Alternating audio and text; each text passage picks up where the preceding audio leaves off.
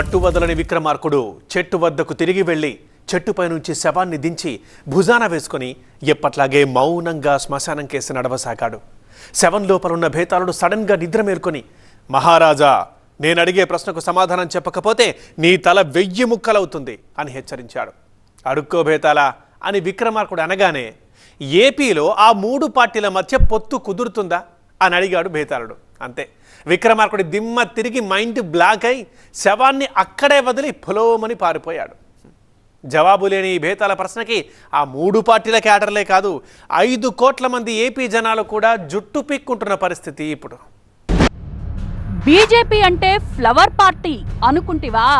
కాదయ్యా, ఇది fire party. మోదీకి 3వ దఫా కిరీటం కట్టబెట్టడానికి జాతీయ స్థాయిలో పొత్తులు జిత్తులు అనే సినిమాకు స్క్రీన్ ప్లే రాస్తోంది నడ్డా అండ్ అమిత్ షా ద్వయం. పనిలో పనిగా ఏపీ రాజకీయాలు కూడా ఓ పట్టుబడుతోంది. 3 ప్రాంతీయ పార్టీలతో కమలం పార్టీ ఆడుతోన్న మైండ్ గేమ్ ఫలితమే ఇప్పుడిక్కడ కనిపిస్తోన్న అయోమయం ప్లస్ గందరగోళం. 3 జెండాల కలయికతో జగన్ జెండాను ఢీకొట్టాలన్న మహాసంకల్పం కొద్దిగా సన్నగిల్లిపోతోందా? ప్రభుత్వ వ్యతిరేక ఓటు చీలకూడదంటూ పవన్ గీసి పెట్టుకున్న పొత్తు స్కెచ్ అడ్డం తిరిగిందా? టోటల్ గా ఏపీలో విపక్ష కూటమి బీటలు వారుతోందా?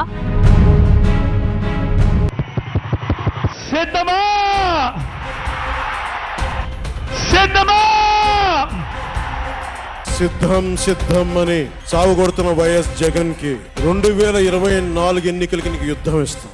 తాడేపల్లిగూడెంలో అట్టహాసంగా జెండా పండగ పెట్టుకున్నా అక్కడ 2 జెండాలు రెపరెపలాడినా, ఆ 2 జెండాల కుండ మార్పిడి ఘనంగా జరిగినా, వాటి పక్కన 3వ జెండా ఉందో లేదో తెలియనంత గొప్ప కన్ఫ్యూజన్. మా 2 పార్టీలతో పాటు బీజేపీ కూడా వర్ధిల్లాలి అంటూ హిపోక్రసీని పక్కకు పెట్టి మరీ పవన్ చెప్తున్నా, కమలం పార్టీ పెద్దల్లో కోసింతైనా కనికరం లేకపోయిందా? ఢిల్లీ కరుణామయులు ఎక్కడున్నట్టు ఏమైనట్టు? తెలుగుదేశం పార్టీ వర్ధిల్లాలని కోరుకుంటూ, తెలుగుదేశం విజయం సాధించాలని కోరుకుంటూ, జనసేన వర్ధిల్లాలని కోరుకుంటూ, జనసేన విజయం సాధించాలని కోరుకుంటూ, ప్రధానమంత్రి నరేంద్ర మోదీ గారు మరొక్క మారు ప్రధానమంత్రిగా రావాలని కోరుకుంటూ, భారతీయ జనతా పార్టీ వర్ధిల్లాలని కోరుకుంటూ మేము ముందుకెళ్తున్నాం.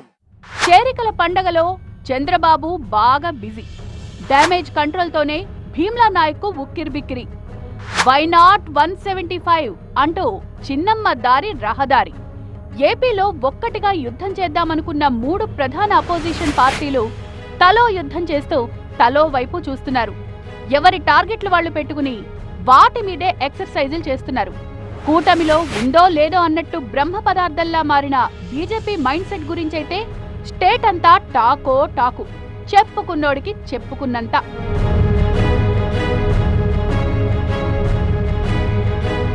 తొంభై మంది పేర్లతో తొలి జాబితా విడుదల చేసి వాట్ నెక్స్ట్ అంటూ ఆపరేషన్ ఆకర్ష్ మొదలుపెట్టారు టీడీపీ అధినేత చంద్రబాబు. ఒకే రోజు 3 జిల్లాల్లో 3 పెద్ద కటౌట్లు తెలుగుదేశం తీర్థం పుచ్చుకున్నాయి. నెల్లూరులో వేమిరెడ్డి దంపతులు, హైదరాబాద్లో వసంత కృష్ణప్రసాద్ అండ్ హిస్ టీం, సాయంత్రం దాచేపల్లి సభలో ఎంపీ లావు కృష్ణదేవరాయలు టీడీపీ కండువా కప్పుకుని చంద్రబాబు నుంచి ఆశీర్వచనాలు తీసుకున్నారు.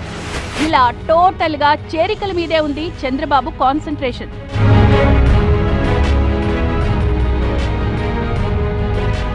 టీడీపీ మిత్రపక్షం జనసేన కూడా తమకు దక్కిన 24 సీట్లలో సిగపట్లం సర్దలేక సతమతమవుతోంది. తాడేపల్లిగూడెం సభలో తాను చేసిన కామెంట్ల తాలూకు ప్రతిస్పందనలు కూడా పవన్ ని గుచ్చుకుంటూనే ఉన్నాయి. లేఖల మీద లేఖలు రాసి కాపు సామాజిక వర్గం ఓటు బ్యాంకుతో చెడుగుడు ఆడేస్తున్న చేగుండి అండ్ ముద్రగడ జనసేన అధ్యక్షుడి సహనాన్ని పరీక్షిస్తున్నారు. దీనికి తోడు పార్టీ నొదిలిపెట్టి బయటికెళ్లి రివర్స్ లో కుళ్లబొడుస్తున్న సనాఫ్ చేగుండి కూడా పవన్ చెవుల్లో దూరిన మరో జోరీగా. పార్టీలో అంతర్గత ప్రజాస్వామ్యం లేదు. ఎవరన్నా అలా మాట్లాడిన పక్షంలో మీరు ఉంటే ఉండండి, లేకపోతే బయటకు పొండి అన్న సందర్భానికి ఇంత సీనియర్స్గా ఉన్నారో ఆ సీనియర్స్ ఎవరిని కూడా కనీసం క్యాండిడేట్స్గా పరిగణలోకి తీసుకోకుండా వేరే పార్టీల నుంచి వచ్చిన వ్యక్తుల్ని ఆన్లైన్లో కూడా ఇవాళ పెద్దపేట వేస్తూ ఇవాళ కోట్లాది రూపాయలు ఇవాళ టికెట్ల కోసం చేతులు మారుతున్నాయంటే అది వాస్తవం కాదా అని చెప్తున్నాయి. జనసేనకున్న 24 సీట్లలో ఇప్పటికి కన్ఫర్మ్ అయిన అభ్యర్థులు 5 మంది. పవన్ పోటీ చేసే సీటు కూడా భీమవరం పిఠాపురం మధ్య ఊగిసలాడుతోంది. ఈ లెక్కన మరో 19 చోట్ల క్యాండిడేట్ల పేర్లు ఖరారవ్వాల్సింది. ఇలా సొంత పార్టీ కార్యకలాపాలతోనే తల బొప్పి కడుతోంది పవన్ కి. టీడీపీతో పొత్తు, సీట్ల సర్దుబాటుతో తలెత్తిన ఈ సంక్షోభ నివారణపైనే ఫోకస్ పెట్టారు జనసేనాని. ఇక్కడ గ్యాప్ దొరికితే మరోసారి ఢిల్లీకెళ్లి బీజేపీ పెద్దలతో మాట్లాడదామని, పొత్తుకు ఒప్పిద్దామని పవన్ ఆశిస్తున్నారు. కానీ ప్రస్తుతానికైతే ఇది అత్యాశ కిందే లెక్క. టీడీపీ జనసేన అలయన్స్ బలంగా ఉండాలి అంటే నేను కూడా ప్రత్యేకించి భారతీయ జనతా పార్టీని దృష్టిలో పెట్టుకొని కూడా నా సీట్లని కుదించుకోవడం జరిగింది. బీజేపీ కోసం కొన్ని స్థానాలు సొరుగులో దాచిపెట్టామన్న టీడీపీ, జనసేన పార్టీలు ఆ బీజేపీ పెద్దల నుంచి స్పందన రాకపోవడంతో రెండో ఉమ్మడి జాబితాను పెండింగ్ లో పెట్టాల్సిన పరిస్థితి. కూటమి నుంచి బీజేపీ కోరుతున్నదని ఏ స్థానాల్ని బీజేపీకి రిజర్వ్ చేయాలి, ఎవరెవరి సీట్లు త్యాగం చెయ్యాలి, పొత్తు కుదిరితే ఎలా, ఒకవేళ పొత్తు కుదరకపోతే ఎలా అనే డైలమాతోనే పుణ్యకాలం కాస్త కరిగిపోతోంది. బీజేపీ మాత్రం మా దారి రహదారి అంటూ వై నాట్ 175 స్లోగన్ ని అడాప్ట్ చేసుకుంది. 175 చోట్ల గెలవడం కాదు, 175 చోట్ల పోటీ చేయడమే ప్రస్తుతానికి మా లక్ష్యం అంటూ వితండవాదానికి దిగుతోంది ఏపీ బీజేపీ. పొత్తులపై తుది నిర్ణయం అధిష్టానాందే అంటూ పాత పాటే పాడుతూ విపక్ష కూటమిని గాల్లోనే వేళ్లాడదీస్తోంది చిన్నమ్మ. కొత్తగా చెప్పేదే ఉందండి, పైన నిర్ణయం చేస్తారు, మా అధినాయకత్వం నిర్ణయం చేస్తుంది, దానికి అనుగుణంగా మేము వెళ్తాం. సో బీజేపీ 175 మొత్తం పార్లమెంట్. నేను ఇప్పుడు కొత్తగా చెప్పడం కాదమ్మా, పొత్తుల గురించి ఒక క్లారిటీ పైన మా నాయకత్వం ఇచ్చేంత వరకు మేము 175+25 మేము ప్రిపేర్ అవుతాం. ఈసారి మహాకూటమిలో కమలం పార్టీ ఉంటుందా ఉండదా? ఏడాదిన్నరగా జరుగుతున్న ఈ జీడిపాకం సీరియల్ క్లైమాక్స్ కొచ్చేదెప్పుడు? ఓవైపు నోటిఫికేషన్ తేదీ ముందుకొస్తోంది, ఊరూరా క్యాడర్ నుంచి ఒత్తిడి పెరుగుతుంటే అధిష్టానాలకు చిత్తడైపోతోంది. ఎన్నికల షెడ్యూల్ కనుకొచ్చేస్తే మరుక్షణం నుంచే యుద్ధానికి దిగే తీరాలి. అవతలి వైపు ఆయుధాలు సిద్ధం చేసుకుని బండిని టాప్ గేర్లో నడిపిస్తోంది వైసీపీ. విపక్షాలకు మాత్రం కుర్చీలు, కర్చీఫులు, కొట్లాటలంటూ లాగోలు సర్దుకోవడంతోనే సరిపోయింది.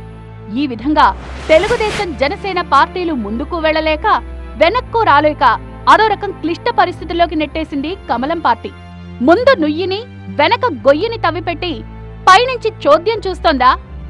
ఏపీ విషయంలో బీజేపీ స్ట్రాటజీ ఏమై ఉంటుంది? బీజేపీ మాత్రమే సమాధానం చెప్పగలిగిన బేతాళ ప్రశ్నలే ఇవన్నీ.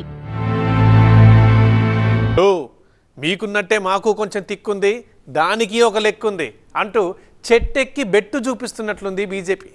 మాది జాతీయ పార్టీ, అన్ని రాష్ట్రాలాగే మీది ఒక రాష్ట్రం, అంతకంటే స్పెషల్ ఏముంది, ప్రస్తుతానికైతే మీరు క్యూలో ఉన్నారు అంటూ ఏపీని తేలిగ్గా తీసుకున్నారా?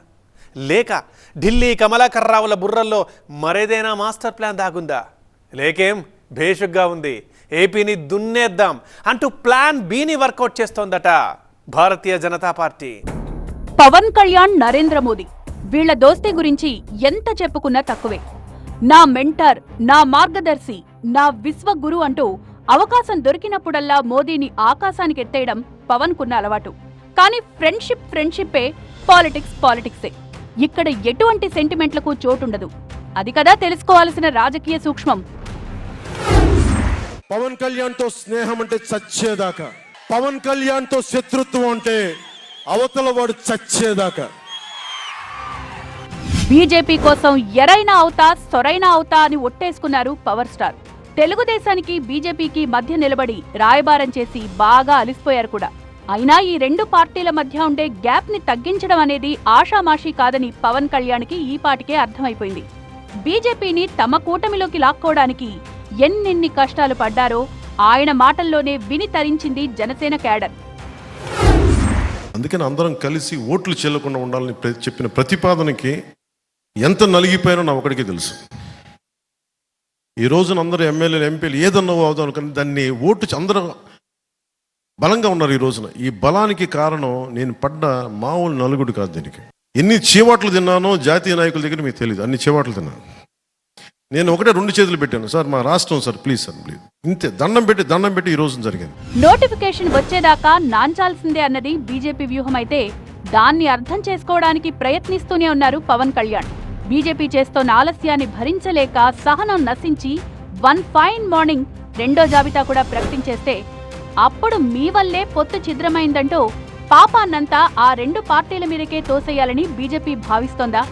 విజయవాడలో జిల్లా అధ్యక్షులతో సమావేశమైన బీజేపీ పెద్దలు పార్టీ బలోపేతంపై మాట్లాడినంత సీరియస్ గా పొత్తు గురించి మాట్లాడినట్లు లేరు. పొత్తులకు సంబంధించి మమ్మల్ని ఏమి అడగలేదు, అది జాతీయ నాయకత్వం చూస్తుందని చెప్పారు. కేవలం ప్రతి స్థానం నుంచి అసెంబ్లీ కానీ పార్లమెంట్ కానీ 3 పేర్లు అడిగారు. వాటిని ప్రయారిటీగా మేము ఇవ్వడం జరిగింది. అన్ని జిల్లా అధ్యక్షులు ఇంపార్టెంట్ నాయకులతో కూడా అభిప్రాయ సేకరణ జరుగుతుంది. రాబోయే రోజుల్లో పొత్తు ఉంటే ఎలాగుంటుంది, పొత్తు లేకుంటే ఎలాగుంటుంది అనేది కూడా చర్చించడం జరిగింది.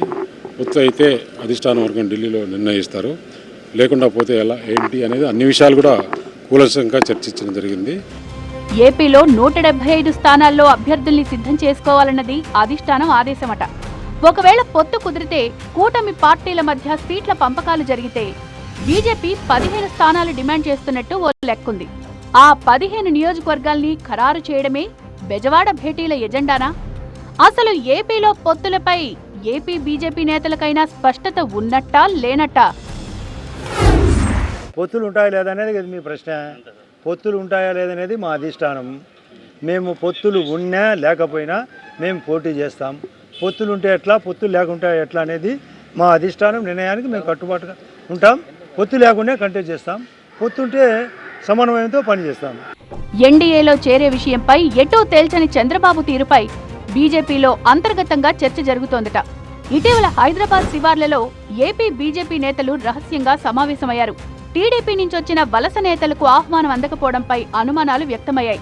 పొత్తులపై ఎవరూ మాట్లాడవద్దని, 25 ఎంపీ 175 అసెంబ్లీ అభ్యర్థుల ఎంపికపై కసరత్తు చేయాలని ఏపీ బీజేపీ నేతలకు డైరెక్షన్ ఇచ్చారు హైకమాండ్ దూత శివప్రకాష్. ఇక్కడే ఆపరేషన్ ఆంధ్రప్రదేశ్ షురూ అయింది. కాపు ముఖ్యమంత్రి కమింగ్ సూన్ అంటూ ఏపీలో కాపు సీఎం పేరుతో కొత్త కార్డు ప్లే చెయ్యాలి అన్నది బీజేపీ ఐడియా. రాష్ట్రంలో అతిపెద్ద సామాజిక వర్గమైన కాపు ఓటు బ్యాంకును చీల్చి ఎన్నో కొన్ని సీట్లు గెలవడానికి ఈ విధంగా ప్లాన్ చేసిందట. సొంతంగా పోటీ చేసి ఇప్పుడున్న 0.5% ఓట్లను 5-6% పెంచుకుని వచ్చే 5 ఏళ్లలో ఏపీలో ప్రత్యామ్నాయ శక్తిగా ఎదగాలన్నదే బీజేపీ సీక్రెట్ ఎజెండా. అటు ఏపీలో ఆపరేషన్ ఆకర్ష్ మీద కూడా దృష్టి పెట్టింది బీజేపీ. సీట్ల పంపకాల్లో పొడసూపిన అసంతృప్తుల్ని తమ వైపు తిప్పుకోవాలి అన్నది కమలం పార్టీ వ్యూహం. ఇప్పటికే దాదాపు 40 మంది నేతలు తమతో టచ్లో ఉన్నట్టు చెప్పుకుంటోంది బీజేపీ. మరి బీటలు వారుతున్న కొత్త పొత్తుకు ఇప్పుడు ఎవరొచ్చి రిపేర్లు చేయాలి? టీడీపీ అధినేత చంద్రబాబు అంటేనే పొత్తుల స్పెషలిస్ట్. కూటమి కట్టడంలో పీహెచ్డీ చేశారంటూ సర్టిఫికెట్ ఉంది. 40 ఇయర్స్ జర్నీలో 11 సార్లు ఎన్నికలను చూసి కాచి వడబోసిన శక్తిమాన్. కానీ 2019 ఎన్నికలకు ముందు బీజేపీకి కటీఫ్ కొట్టి ఎన్డీఏలోంచి బయటకొచ్చినప్పటి ఫ్లాష్ బ్యాక్ చంద్రబాబుని వెనక్కి లాగుతోందా? మళ్లీ ఎన్డీఏలో చేరడంపై చంద్రబాబు ఆలోచనలు ఎలా ఉన్నాయి? అందుకోసం బీజేపీ పెట్టిన కండిషన్లేంటి? ఇదంతా అమిత్ షాకు చంద్రబాబుకు మధ్య జరిగిన వ్యవహారం. వెళ్ళిరండి, మళ్లీ పిలుస్తా అని ఢిల్లీ నుంచి సాగనంపిన అమిత్ షా ఆ తర్వాత చంద్రబాబును పిలవడమే మర్చిపోయారా? అమిత్ షా అనుమతి లేకుండానే టీడీపీ జనసేన ఉమ్మడి తొలి జాబితా విడుదలైపోయిందా? అసలు తెర వెనక ఏం జరిగింది? ఇవన్నీ ఆయా పార్టీల క్యాడర్లను ఇప్పటికీ తొలుస్తోన్న సందేహాలు. మిషన్ 400 దిశగా దూసుకువెళ్తోన్న బీజేపీ 16 రాష్ట్రాల్లో లోక్సభ అభ్యర్థుల ఎంపికను పూర్తి చేసుకుంది. తొలి జాబితాను అట్టహాసంగా రిలీజ్ చేసింది. పక్కనే ఉండే తెలంగాణలో 9 మంది బీజేపీ అభ్యర్థుల పేర్లను ప్రకటించేసింది. మరి ఏపీలో మాత్రం తాత్సారం ఎందుకు? నోటిఫికేషన్ టైం ముంచుకొస్తున్నా పొత్తుపై ఎటూ తేల్చకుండా టీడీపీ జనసేన పార్టీల్ని పరేషాన్లో పెట్టించడంలో ఉద్దేశమేంటి? ఈ విధంగా పరోక్షంగా జగన్ పార్టీకి ఉపకారం చేద్దామని భావిస్తోందా? ఇవన్నీ తేలాల్సిన ప్రశ్నలు. నిజానికి జనసేనతో కలిసి ఏపీలో మరో పవర్ సెంటర్గా ఎదగాలనుకుంది బీజేపీ. మధ్యలో చంద్రబాబు ఎంట్రీతో సంశయంలో పడింది. దాని ఫలితమే ఈ ఆలస్యం. కానీ ఈ ఆలస్యం బీజేపీకి అమృతమేమో గాని టీడీపీ జనసేన పార్టీలకు మాత్రం విషంగా మారుతోంది. వ్యతిరేక ఓటునంతా కూడదీసుకుని అధికారంలోకి వద్దామన్న కూటమి ఆశలపై నీళ్లు జల్లుతోంది.